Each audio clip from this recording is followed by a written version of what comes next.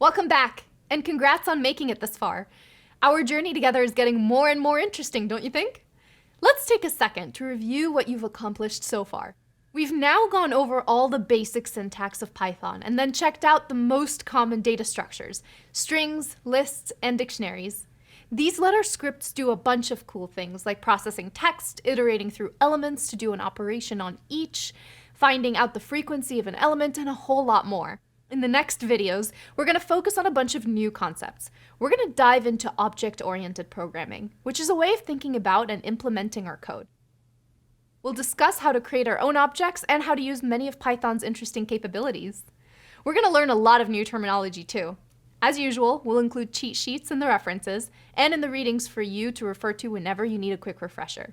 And as always, if something isn't clear right away, remember that you can review the content and do the practice exercises as many times as you need. Okay, ready for your orientation on object-oriented programming? There's a lot to cover, so let's jump right in.